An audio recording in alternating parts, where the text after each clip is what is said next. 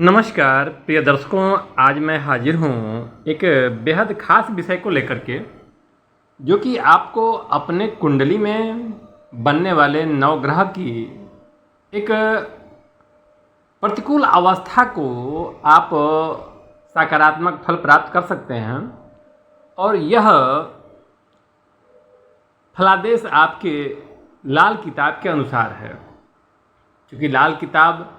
के हम उसके आकलन एवं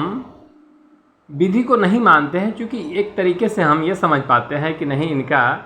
एक मनोवृत्ति के अनुसार ये अपना एक सोच प्रकट करते हैं, ठीक है। परंतु हमें कुछ चीज़ें इसमें समझ में आती है जो हमें सकारात्मक समझ में आता है और उसके हिसाब से अच्छे परिणाम मिल सकते हैं। तो चलिए हम बात करते हैं कि लाल किताब के अनुसार हमारा जन्म कुंडली के नवग्रह को कैसे ठीक किया जा सकता है। प्रिय दर्शकों, लाल किताब के अनुसार अगर हम सूर्य की बात करें तो लाल किताब में कहा गया है कि सूर्य मेष राशि में उच्च के होते हैं और कहीं किसी भाव में अस्त हों, कमज़ोर हों, तो उनको मेष राशि जैसा उच्च का फल प्राप्त करने का एक उपाय है। वो उपाय करने से आपको सूर्य से संबंधित उच्च फल प्राप्त होंगे। उनका बताना है कि एक लाल धागे में तांबे का चौकोर टुकड़ा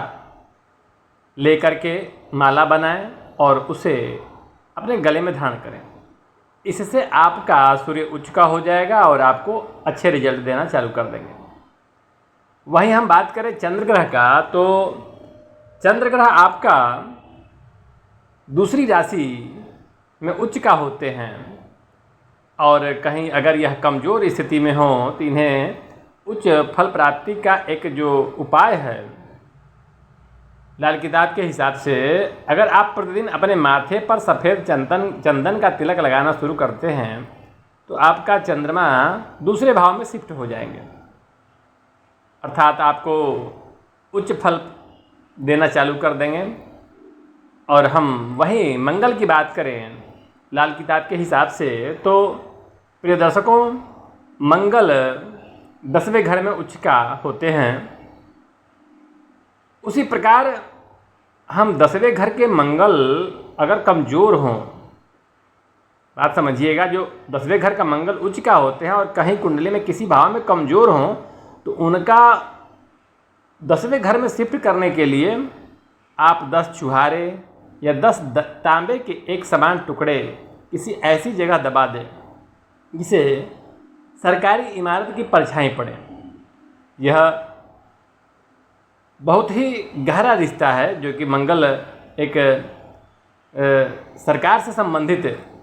राज्य से संबंधित, प्रशासनिक संबंधित ग्रह हैं, सेनापति हैं। इस विषय में हम यह मंतव्य को मानते हैं कि नहीं, ये चीज़ें सही है। तो इससे आपका मंगल उच्च के हो जाएंगे, आपको उच्च का लाभ देना चालू करेंगे। मेरे दर्शकों, वहीं बुध की बात करें तो बुध आपका 6ठी राशि में उच्च का होते हैं और लाल किताब के हिसाब से हम बात करते हैं तो बुध की चीज़ें आप कुएं में डालें तो आपका बुध 6ठे भाव में शिफ्ट हो जाएंगे और आपको अच्छे रिजल्ट देना चालू कर देंगे।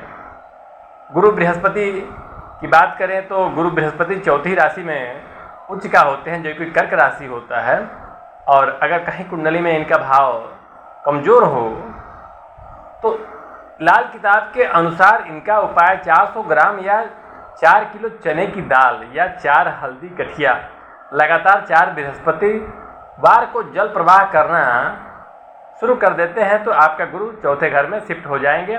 और आपको धीरे धीरे उच्च के गुरु फल देना चालू कर देंगे।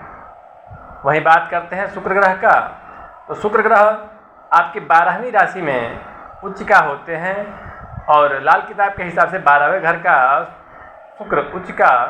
हो और कहीं कुंडली के किसी भाव में कमज़ोर स्थिति में हो तो 12वें घर के उच्च में लाने यानी मीन राशि में लाने के लिए उनको कपूर की टिकिया घर की छत पर रखना शुरू कर देते हैं तो आपका शुक्र 12वें घर में शिफ्ट हो जाते हैं और आपको अच्छा रिजल्ट देना चालू कर देंगे। प्रिय दर्शकों, हम शनि की बात करें तो शनि 7वीं राशि अर्थात तुला राशि में उच्च का होते हैं और कहीं कुंडली के किसी भाव में कमजोर भाव में हो तो उनका उपाय यह करना है कि 7